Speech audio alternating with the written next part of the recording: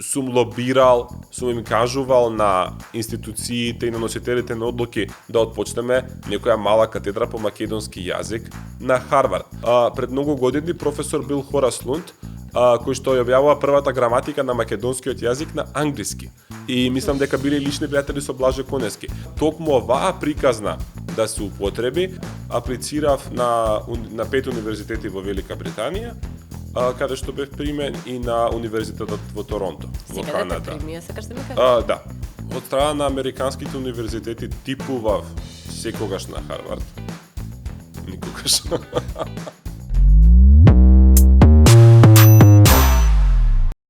Здраво, Лука, што го врти светот? Па, ќе го цитирам Фројд за да одговорам на ова прашање. Мислам дека тој го дава најдобриот одговор, а тоа се Ерос и Танатос. Да ги симплифицираме, значи човековата желба за љубов да создава и човековата желба за насилство да уништува. Интересно. Ова не сме го имале како одговор, одмах ќе ти кажам. Нивното танго го врти светот, на љубовта и смртта. Добро. Сега, ќе ти поставам кратки прашања, сакам брзи кратки одговори. Фанта во Македонија или во Америка? Македонија. Секако, мораш така да одговориш тука. Жолто или портокалова, нели? 2 часа, како ги користиш, на читање книга или на гледање подкаст? Слушање подкаст. Читање книга. Та добро, на Харвард мислам дека не имаш избор многу. Учење со музика или без? За сите што спремаат испити, Бетовен 9-та симфонија. Најдобре. Добро. Ова мислам дека може да го земеме како факт со оглед на успехот кај тебе што Бетовен 9-та симфонија има. Зима во Бостон или зима во Скопје? Подеднакво се ладни и двете. Исто ли е магливо и загадено во Бостон? Ето, да, извинете, се префрлив јас на времето, на снегот, на температурата, загаденоста се разбира не е иста. Така што од тој аспект почист воздух е во Бостон. Бостон е многу интересен, јас се воодушевив дека е малку како европски град и студентите и универзитетите носат некој многу добар дух и многу убав и архитектурата е прекрасна. Што ти е омилено да правиш во Бостон? Освен да учиш.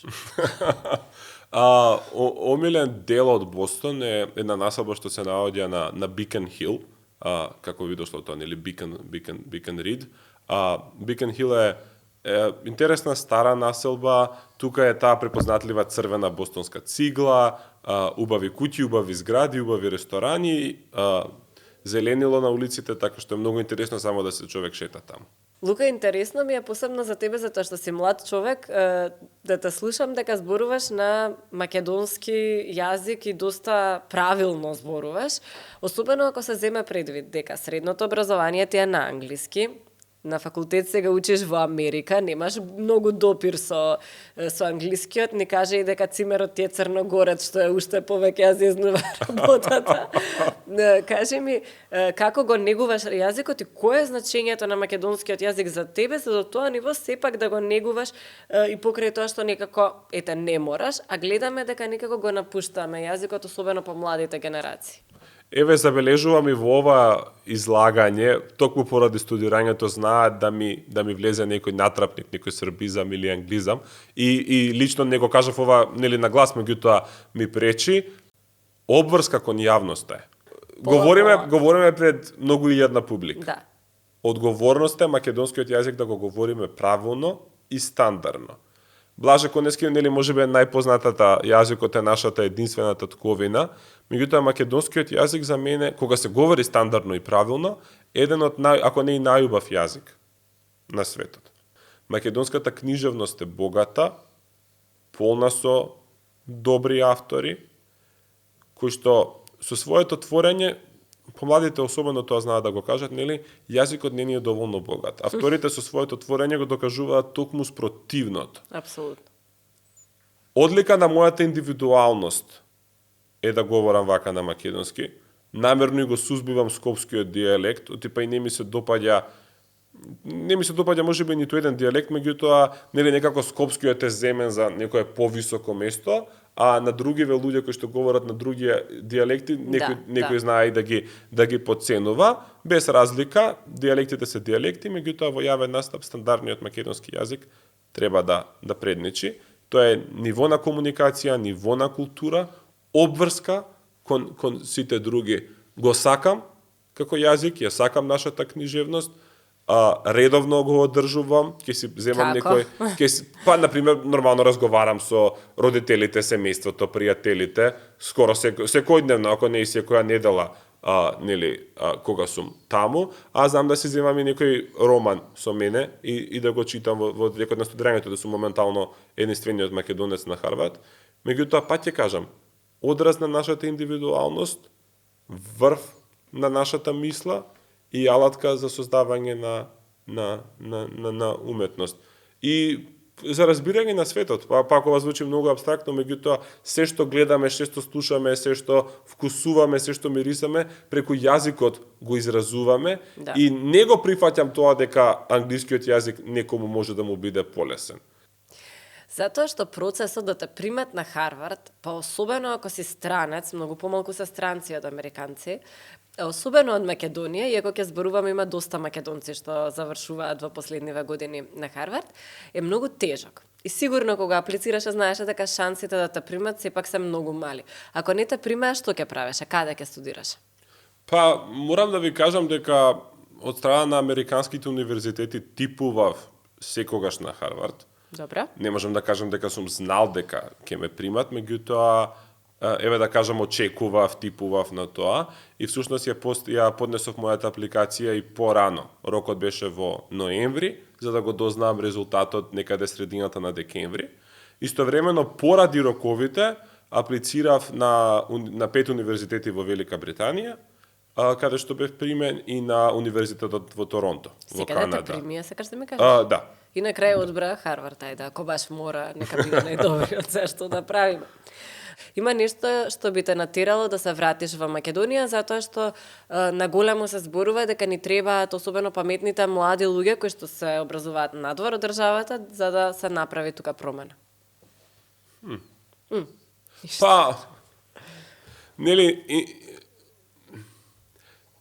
тука несомнено можеби си го поставувам прашањето што е поважно, индивидуата или колективот. Нели, многу е чудно да кажеме за сопствената земја, што е тоа што би не натерало, не баре нели Македонија има некаква обрска према луѓето што се иселиле да ги врати.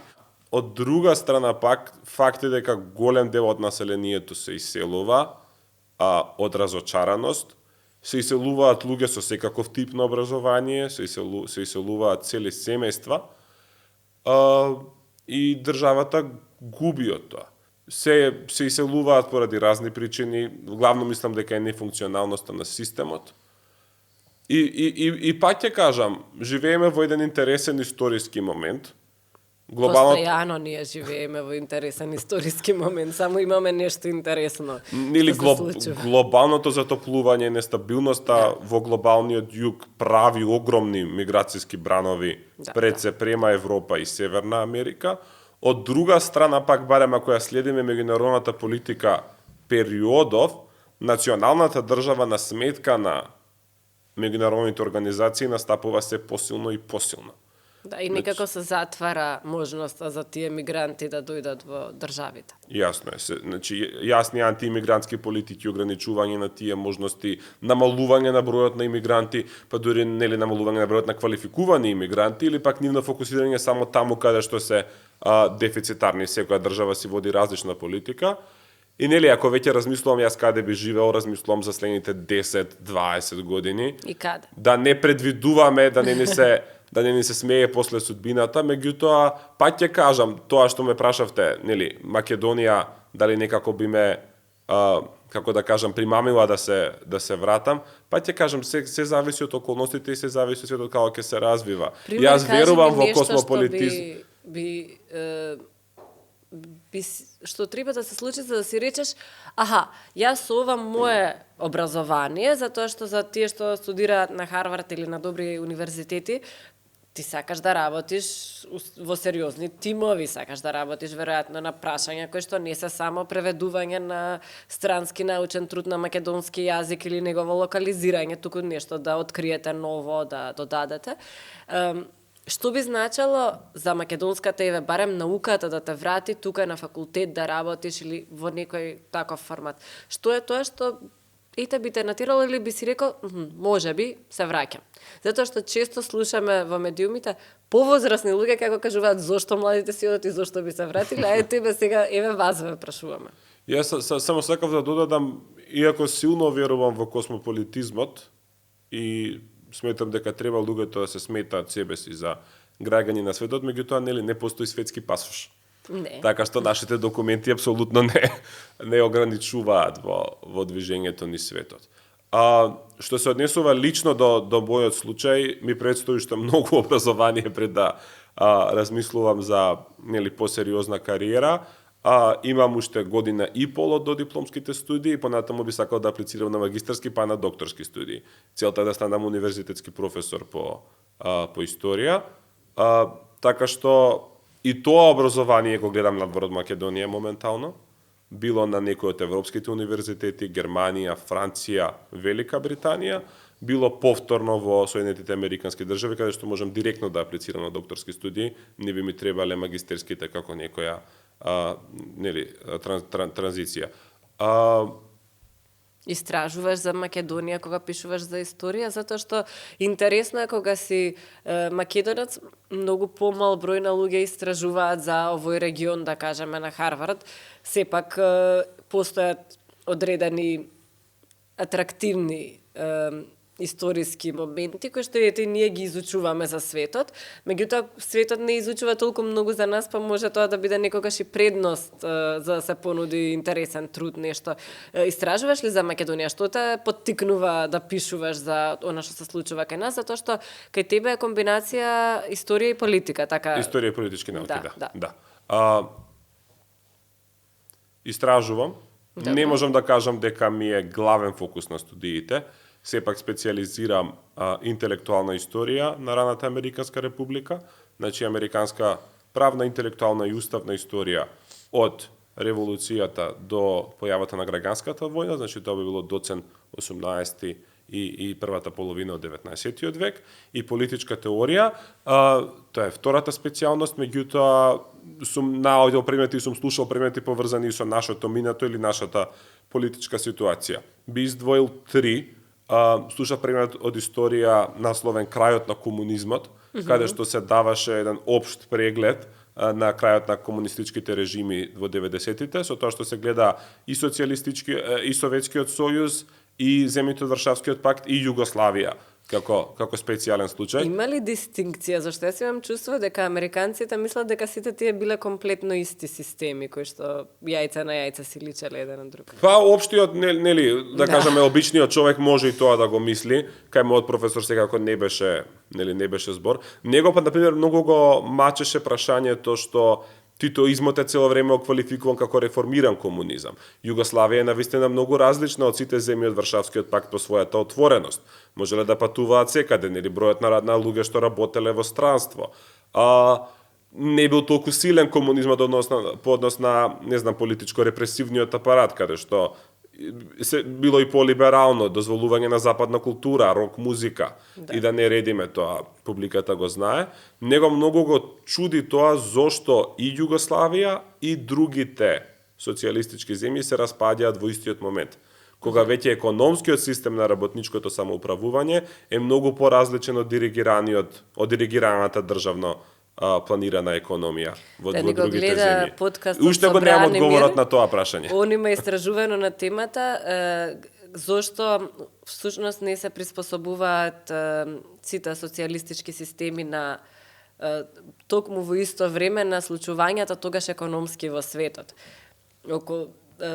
Почнува, мислам дека 80-90 години да им се случува криза, која што они не можат да ја надминат заради немање доволна флексибилност во економијата, ама слушајте го, ќе ви биде интересен, сигурна сум, затоа што он многу добро дава одговор на тоа, а баш Виенскиот институт е создаден за да ги истражува некако на средина двата системи, западниот и источниот, и дава одговори, има доволно дата бази за да даде одговори на тоа. Кажи ми, Ева, од овој период ти што го изучуваш конкретно во историјата, дај ми една лекција што може да ја научиме, затоа што мојата професорка по историја сакаше да каже често ние историјата треба да ја учиме за да научиме нешто за денеска. Дај ми една лекција, што е она што ние денеска можеме да го научиме или во животот да го научиме од тие битки, однесувањето на лидерите и слично. Некоја лекција која што тебе ти остава, случка која што ти останала во мозок и си рекола, ова може, треба да се прави. Ке звучи како да го избегнувам одговорот, меѓутоа најголемата лекција што можеме да научиме од историјата е кој сме. Ние како луѓе? Што сакам да кажам? Моменталниот човек, сегашниот човек не живее во абстракција. Иако некако цело време ни се наметнува тоа. Имаме една обсесија со новото, каде што и самиот збор оригинален, нели е поврзан со латинските оригинес, origin, поврзан со коренот и со потеклото, сега има некое ново значење како да е нешто сосема ново и оригинално и иновативно. Истовремено таа обсесија со новото некако целосно го укинува историското од нашето сеќавање и од секојдневниот живот и наметнува еден, јас би рекол, може социополитички поглед, каде што само сегашноста е важна, сегашноста е донесена до таков светен да биде непрепознатлива, да биде сосема нова, да биде толку многу поразлична, нели ова гледиште така ни налага, од се што било порано, за ние всушност да не можеме да го искористиме нашето колективно сеќавање, колективно минато, историското знаење, за да се справиме со сегашноста и да замислиме подобра иднина. Така што не знам, политички аргументи што се водат моментално, економски, културни појави, алиштата што ги носиме, кафето што го пиеме, се има своја историска заднина. Задлобочување во истата, интелектуална историја е всушност историја на идеите. И во интелектуална историја се пишува како се развиваат идеи, како се пишувале книги, кои аргументи различни филозофи користеле, нели каде се расправале или каде се удирале. И всушност таквото едно изучување ни открива дека многу од нашите прашања остануваат неоткриени, и постоеле, така. И неодговорени, апсолутно, или пак истовремено ни се наметнува еден друг поглед, каде што аргумент што може би нели на неуку моделува сосема нов и добар, ако не ја знаеме неговата историја и неговата заднина, не би можели да ги знаеме и опасностите. Затоа е всушност важно да се проучува историјата на некои идеи, за да откриеме историјата на сегашниот момент, па и на нашите колективни индивидуални идентитети во истиот. Да, јас секогаш се подсетувам во овој дел на соработка со еден повозрасен новинар, каде што ја спишувам наслови кои што мислам дека се сега мене ми текна и сега ова вака ќе го објасниме и само ми вика во 2007 година исто вака се комуницираше тоа и тоа затоа што се сеќава и нели историјата е тоа да се сеќаваме за да некои работи можеби не ги повториме. Сепак историјата може да те натера премногу да навлезеш во учењето, дури да излезеш од сегашноста за да можеш да се вратиш во сите оние работи што се случуваат, особено ако студираш на еден од, како да кажам, универзитетите кои што бараат најмногу знаење, не секогаш имаш време за себе. Секогаш тоа ми било прашањето, зашто не изгледа како да нема време за себе. Имаш ли време да излезеш, да го уживаш оној студентски живот што го нуди секој универзитет и кампус во светот, а посебно вакви големи кампуси како оној на Харвард. Имаш време за излегување, за дружење, за слично. Апсолутно. Кога? Па се организираат забави, журки секој петок, сабота, недела, така што викендите, за време на распустите луѓе патуваат, па таму се забавуваат на други локации и слично. И јас сум го правил истото, така што се наоѓа време за се. Меѓутоа морам да кажам различна е студентската култура и тоа сум го забележал. Например, преку недела, кога не е викенд, главен начин на социализација е да се договорите со колега или со колешка заедно да ручате во кафетерија или заедно да вечерате и така нели се штеди на време. Додека се јаде, човек мора да јаде во текот на денот, разговара и со пријателот и така се завршува. Тоа е главната форма на социализација на Харвард. Да, а тука од понеделник до петок исто е и тоа кога си студент за испитна сесија се заглавува во библиотека на учењето. Учиш навечер или преку ден обично? Или немаш? Цело време не се спие. Зависи што, бога ми во испитна сесија и не се спие, меѓутоа сум забележал дека многу полесно читам наутро, кога умот ми е свеж и нели пред предавање материјалот што треба да го прочитам или книга извор што употребувам во пишување на еден труд, обично сакам на сабајле да ги прочитам и побрзо и полесно ги сваќам идеите и аргументите од текстот. Што се однесува до пишувањето на трудови, реферати, подготвување испити и слично, тоа во главно е попладне и навечер. Од чиста од нужда, да, не од не од некоја желба. Добра, она што е со братства и сестринства. Затоа што сме изгледале, мислам дека милион филмови, каде што на Харвард, Јейл и други Стенфорд имаме братства и сестринства. Тоа постои, изгледа баш така, мислам, толку се луѓето, како да кажам, да не искористам некој религиозни околу тие прашања. Овие 2,5 години ме натераа да сватам дека голем дел од филмовите се всушност и вистинска слика на станите и на поднебието. Има американците тоа го викаат Greek life, грчки живот, од овие братства и сестринства, имењата им се обично 3 грчки букви, не знам, алфа, гама, делта. Да. Не е ни важно. И грчкиот живот е присутен на другите универзитети многу повеќе од што е на Харвард. На Харвард, за да се биде специјален и посебен и специфичен, има така наречени final clubs, кои што се оставшени од еден стар систем, каде што во првите 2 години, обично само машките студенти, влегуваат во, не знам како ги вика, preliminary club или нешто така, onda 3-та и 4-та добиваат, ако добијат промоција, ако ги примат други нивни браќа, стануваат дел од тој финален клуб. До 4-та година, да. Здравје. А сега всушност ги примаат во 2-та година уште, 1-та година нема, многу ретко, меѓутоа 2-та година пуштаат покани до избраните, па тие таму и да церемонии за влез, сите, окей. Тоа се некои процедури како, не знам, како на фудбалско првенство има четвртфинале, полуфинале, па финале, и така почнуваат со поголема група на луѓе и ги намалуваат до неколкумина, со тоа што еве како нашиве маки со Европската унија, таму секој член има право на вето, така што ако на еден човек не му се свиѓа некој, нема влегување во клубот. Добро, тоа е.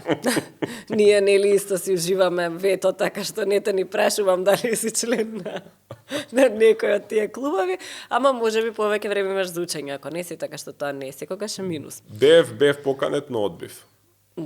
Добро. Фер. Покрај овој тип на дружење на кампус, одиш на концерти, нешто, извини. Извини што те прекинав јас. Не знам, чудно ми е, во Македонија немаме многу долга историја на такви институции, во западниот свет ја имаат. Говорам за нели родово поделени институции, не знам, само машки училишта, само женски училишта, само машки групи, само женски групи. Овие се има и ги велат коед, има и мешани групи каде што има и машки и женски во такви клубови, меѓутоа повеќе мината и овој мене што ме покани е всушност машки клуб. Да, и малку ти е чудно. Чудно, не, сосема чудно. Мислам дека, пошто бидејќи почнав со концертите, може да се собере мешано друштво да оди на концерт, може и подобро ќе си поминете. Си бил на некој добар музичар, затоа што во Бостон буквално сите имаат турнеи и поминуваат обавезно. И кој би сакал да го видиш наскоро, ако не си бил? Бидејќи имам тетка и тетин што живеат баш во Бостон, на 2 железнички станици од мене, многу често одиме во театар, во опера и на најразлични мюзикли. Така што имав прилика да го гледам Хамилтон, The Six, музика од тој аспект. На концерт единствено нешто што се сеќавам вака јасно, не е американски изведувач, Бајага имаше северноамериканска турнеја и имаше концерт во Бостон и јас и тетка ми бевме. На американски некој добар бенд или музичар кој што го знаеме да си бил? За време на студии? Кајаме ние време со тоа. Не. Зошто? Не се сеќавам.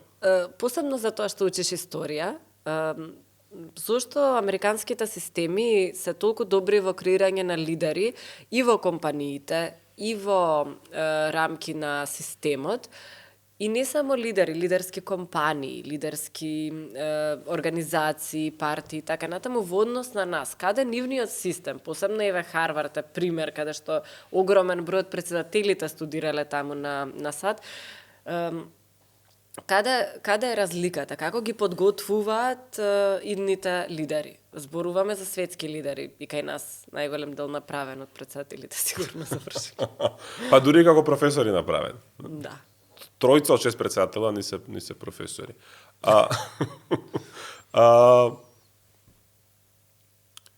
Мислам дека е многу важен и самиот начин на влез. Односно, нели, каква група студенти влегува, за да може тоа 4-годишно образование да обликува и од нив да направи лидери. Во Македонија често се жалиме дека основно и средно сите деца завршуваат со сите петки и сите се скроз одлични. Се спроведува едно приемно испитување, сите тие петки паѓаат во вода, тоа што сите го знаеме бидејќи се нереални.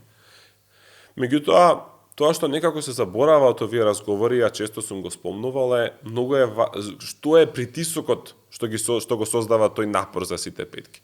И не е само социјален притисок, родителите, високи очекувања, туку искрено да зборуваме, доколку некој сака да се запише во квалитетна, гимназија во Скопје да кажеме, мора да биде со сите петки, од и самиот начин на бодување го бара тоа. Начинот на влез и на упис во нашите средни училишта, па понатаму во нашите факултети, го создава тој проблем. Американскиот модел е сосема различен. Таму не ти требаат сите петки за... Па не завршив јас со сите петки во моето средно, бидејќи учев во гимназијата нова. Например, имав една, како би дошло ова, имавме американскиот модел на оценување, па се со букви, нели, А, Б, С, Д, Е. Имав А минус по танц, имав и други оценки што нема да ги спомнам, меѓутоа тоа е така јавно. Да, значи апсолутно не е притисокот на сите петки, не влегуваат само академските делови на ученикот во одлуката за прием, туку важни се во наставни активности, важни се препораките од професорите, важен е есеот што сите го пишуваат, важно е покажување дека покрај тоа не значи дека нели со слаби оценки може да се влезе, меѓутоа се бара нешто плюс тоа. Не само некој да биде академски одличен и да ги има сите оценки, туку што направил со тоа што му се сите оценки совршени, што прави после школа, како своето знаење го користи да направи нешто друго, трето, четврто, а не само нели еднонасочно. А колку спојот на практичното во работата и на она што значи, дури да сакаш да бидеш професор. Сигурно на Харвард мораш многу да презентираш, додека ти да стигнеш до тоа да бидеш професор. Сигурно мораш да истражуваш додека да стигнеш до тоа. Да кажеме, ако треба да работиш во компанија, сигурно ќе те спојат со компаниската работа која што би ја работил понатаму. Колку тој спој на академијата и теоријата и приватниот сектор значат за да може да спремиш, да кажеме, најдобри играчи, затоа што сепак Харвард ги вади најдобрите од светот. За, би рекол, најпопуларните сфери кариерни меѓу студентиве на Харвард, тука се инвестиционо банкарство, hedge funds, investment banking, venture capital, дури терминологијата на македонски за некој не ја познавам. Меѓутоа тоа е финансискиот сектор, финансиска индустрија, така да ја наречеме. Регрутирањето почнува дури првиот семестар.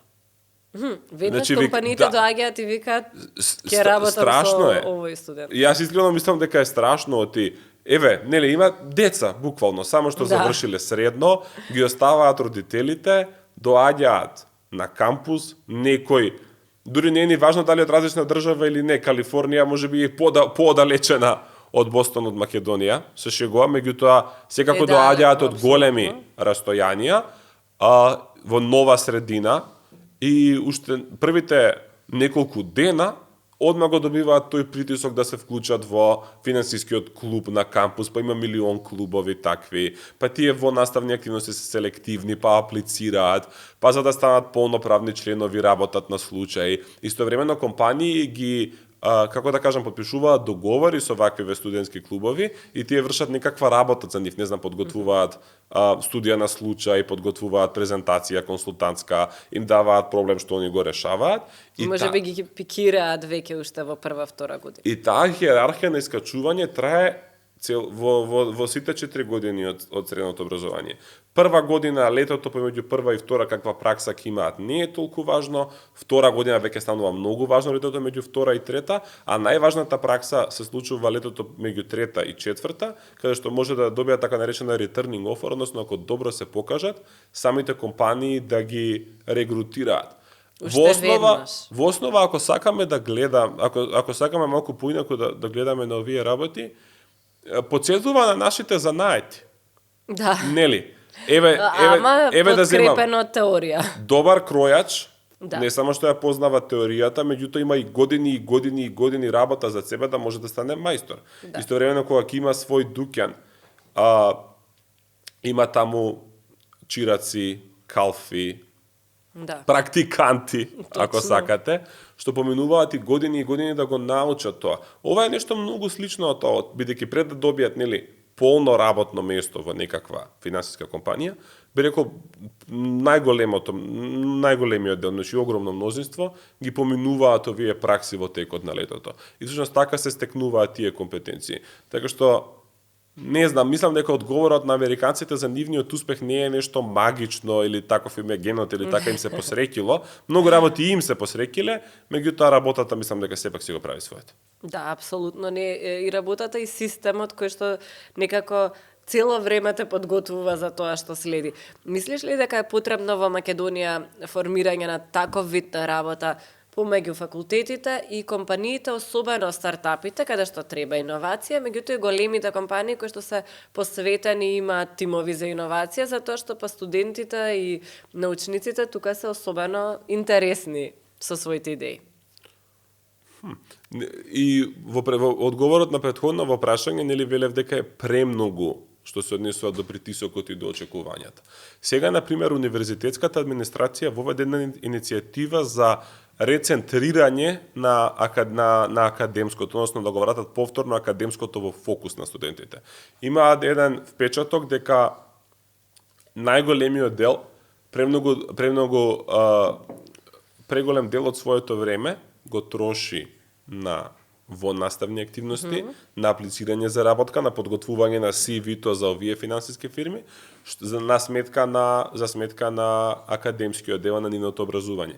А нели на крај крајва за тоа се и тие таму да се стекнат со таква диплома, така што се обидуваат повторно да го вратат академското во фокусот и да ги натераат едноставно студентите повеќе да учат и да му приоѓаат на материјалот. И што се однесува до соработка меѓу приватниот сектор и високообразовните установи, јас би кажал дека и поддржувам и не поддржувам.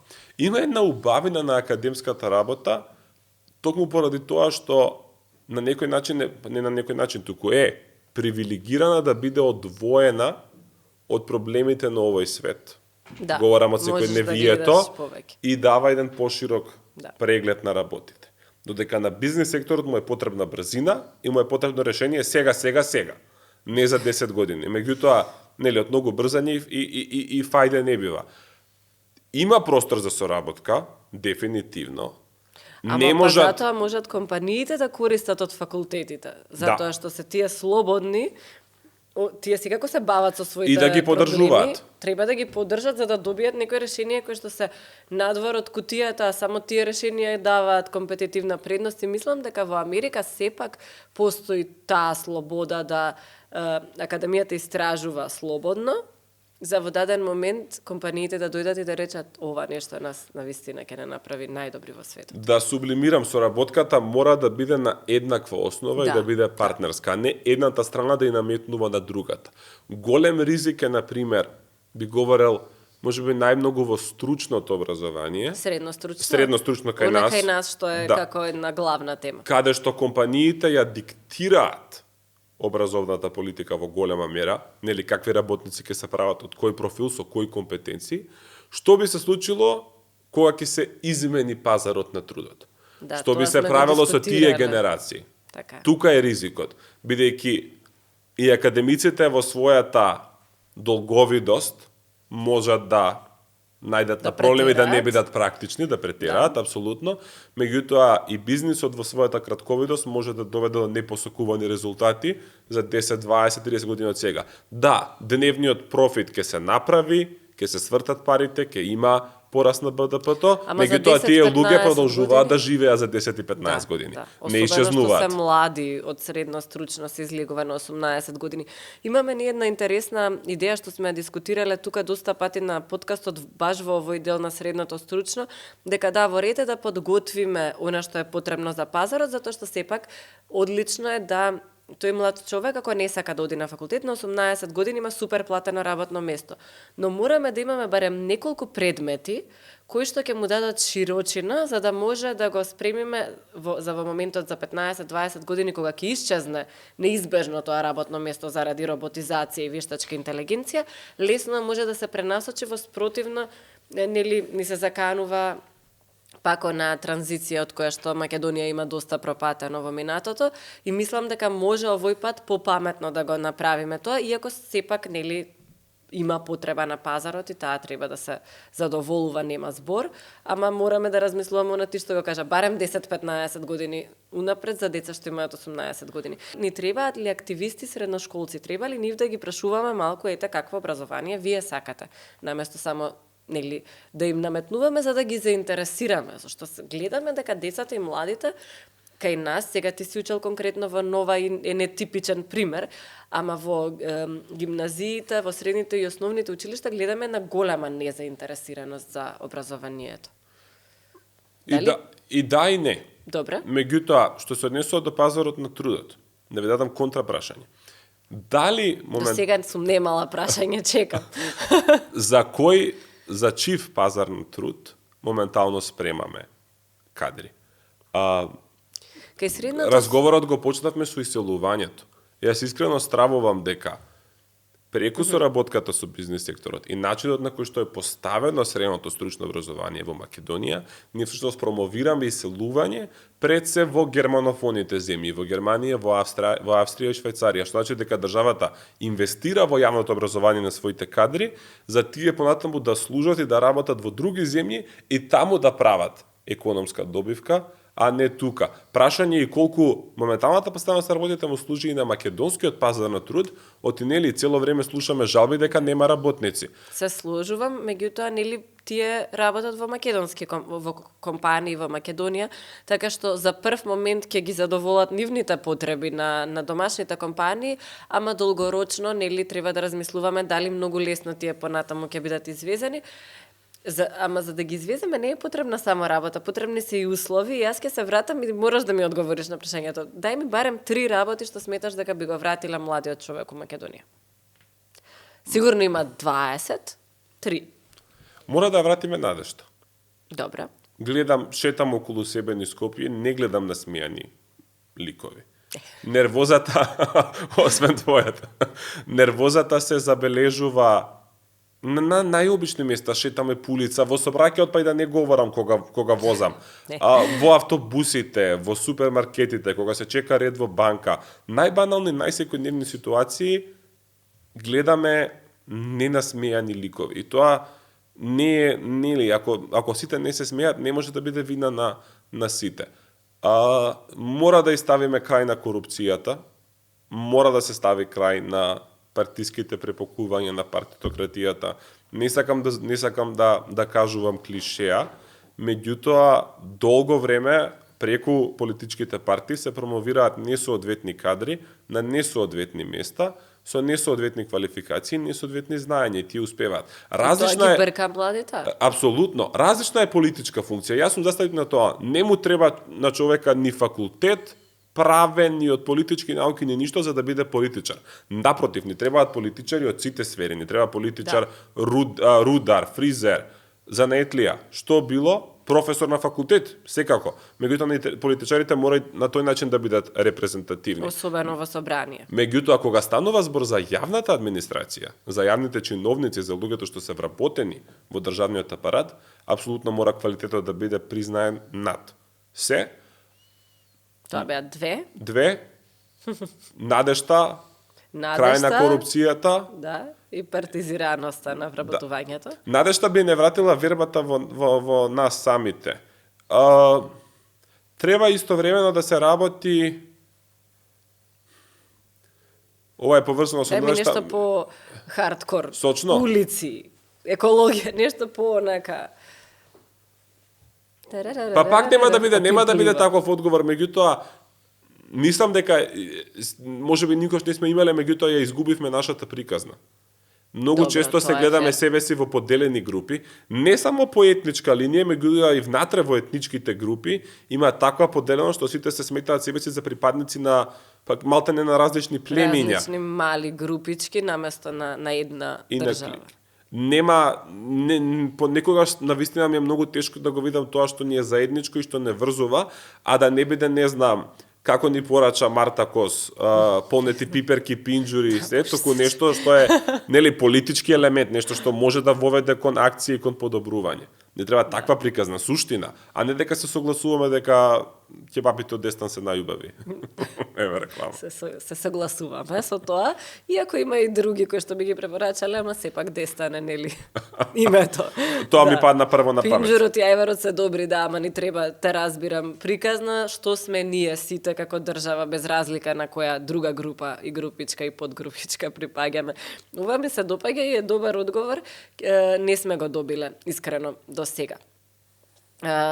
Сакам нели повторно да зборуваме за Македонија и системот и на кој начин можеме да го подобриме.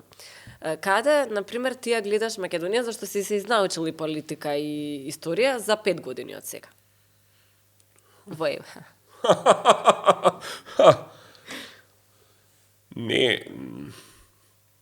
Не ми личи воопшто добра ситуација. Зошто? Чекај сега, значи има добри работи, нели на подобре треба да иде.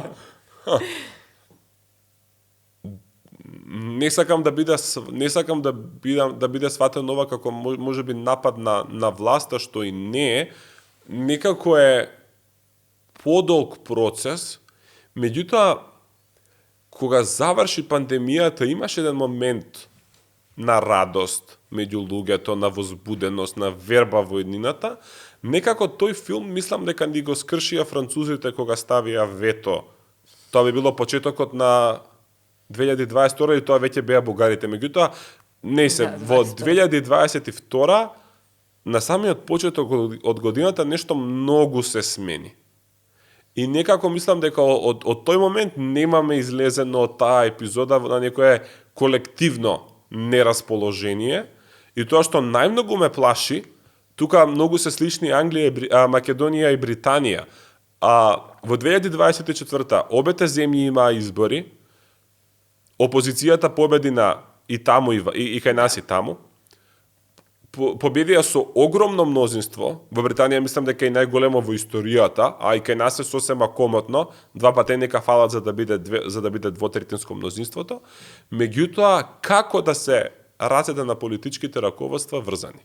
И како да немаат веројатно имаат желба, меѓутоа како да немаат енергија и можност, како што кажавте, како што кажат да ги сменат работите. А реално со такви мнозинства и со таква политичка поставеност можат од корен да ја изменат земјата.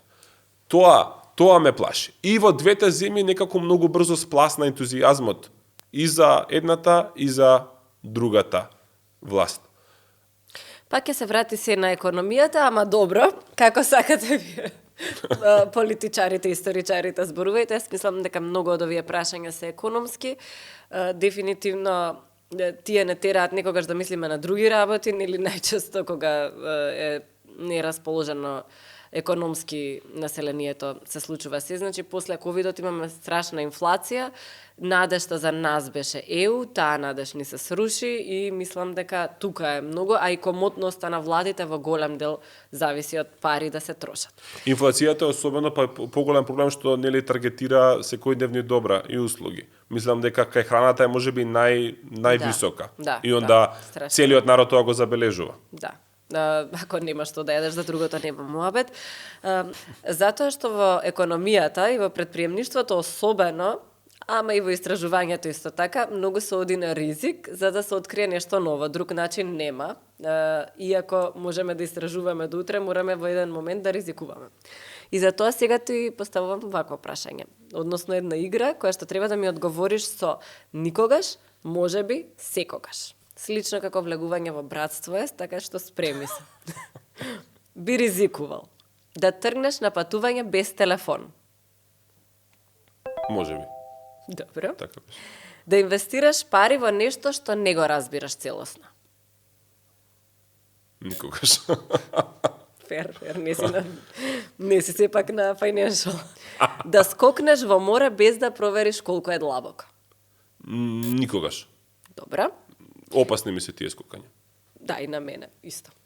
Да кажеш јавно мислење, што знаеш дека ќе биде непопуларно. Секогаш. Добро. Немам проблеми со тоа. Да смениш кариера без да имаш план. Си одам од тука и од утре сум нешто. Па и може и направив нешто такво.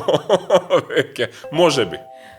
Да прифатиш јавна дебата без однапред дадени теми. Да не ти кажат зашто си на дебата, те викаат на топ тема и Секогаш. да одиш на журка вечер пред испит. Да. Секогаш. Каква воопшто ова прашање? Таа е на Харвард, ние цело време се журкаме пред испит. Секој ден сме на испит.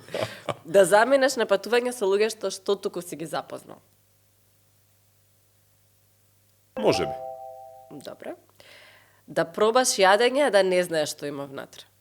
Можеби. Да одиш на состанок на слепо. Дейт. Слепо е, не знам.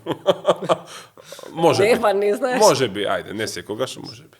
Да тргнеш од дома без паричник, мислејќи дека ќе се снајдеш по пат за пари. Секогаш. Како ќе се снајдеш и ти? Па, не знам, мислам дека човек може да излезе надвор да не потроши пари. Затоа го сакаме градскиот парк. Да резервираш сместување со многу лоша рецензија, само затоа што тоа е единственото сместување на местото каде што одиш. Сите рекле дека е лошо, а ти сепак со глава низ зид. Па ако е единствено, секогаш. Не патам од тоа, а и кога патувам, мислам дека најмал дел од времето го поминувам во хотелската соба. Така што, нели, креатот да се функционира и ќе се преспие. И за крај, како таза диаспорец, што е за тебе патриотизам? Што значи љубов кон државата? Патриотизмот е љубов кон татковината, меѓутоа вистинска, не перформативна, не чукање во гради, не мафтање со знамиња. Еве, пушачите се актуелна тема и како пушач можам да кажам, еве патриотизам е да не го фрли пекавецот на улица. Да. Наедноставно кажам. Дали според тебе е патриотизам ако одиш да студираш надвор, особено на некој квалитетен универзитет, или се вратиш во Македонија, или некако и вратиш на Македонија во однос на знаењето кое што си го стекнал таму, да го донесеш тука? Апсолутно да.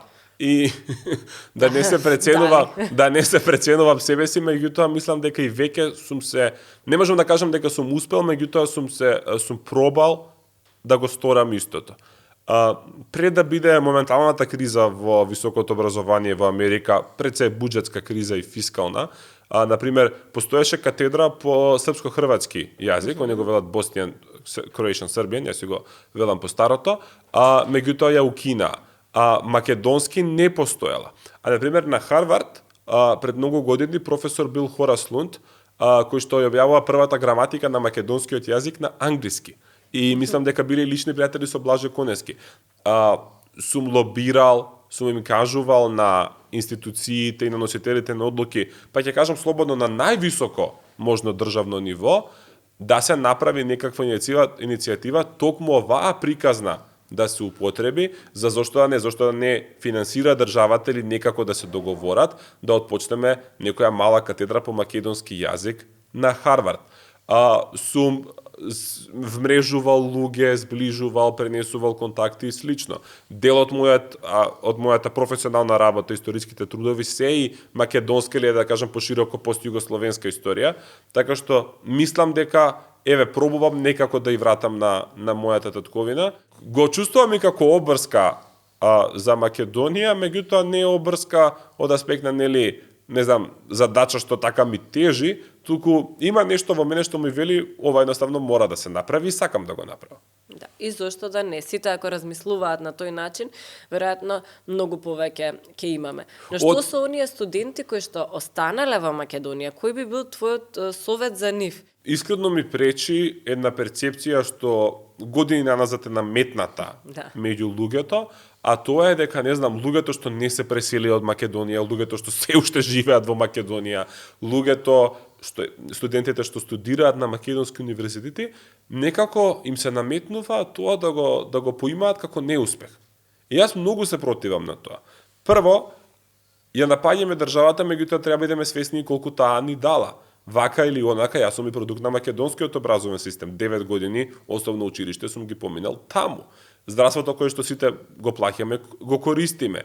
Патишта. Значи, работи што ги земаме здраво за готово се всушност и државни интервенции. Не велам дека нели треба да бидеме ревносно благодарни кон тоа, меѓутоа треба да бидеме свесни. Значи, да се студира овде, никој пат не треба да го сватат дека е неуспех. Дури мислам дека некој ќе се наметнува фетиш да се студира во странство, а да е непотребно. Велам, студирајте во странство, ако за вашата дисциплина, за вашето поле, тој факултет е многократно подобар од македонските. Меѓутоа, чумо некој студира во странство, а на универзитет послабо дуким или добива понизко квалитетно образование. Така што со тоа мора да завршиме. Второ, бидете свесни дека професорите се тука за вас. Вие сте корисници на таа образовна услуга и искористете ја максимално. Ова не значи да не се однесувате со почит, дека да не се однесуваат со непочит према нив, но овие години им се тие каде што може да го добијат тоа што го сакаат да спекне знаење. Фала ти многу, супер го завршивме разговорот и мислам дека навистина убави теми некако покривме. Се надевам дека ќе бидеме забавни еднакво за слушање како што нас не беше за разговарање. И секако на крај ако мислиш дека нешто остана кое што би сакал да го кажеш за тие што не слушаат слободно. Го почнавме образованието и сосема на кратко. Мислам дека и тоа е многу важно и за средношколската младина, за средношколците. Образованието и училиштата треба да припаѓаат секому. И да, треба да создаваме кадар кој што ќе придонесува на пазарот на трудот, опремен кој што ќе биде спремен да работи, меѓутоа расправите и внатрешни и надворешни и сам со себе и со другите луѓе за историјата, за уметноста, за убавината, за доброто, за правдата, за човековата природа не припаѓаат само на една група на луѓе, мала, стуткана, експертска, туку треба да припаѓаат секому.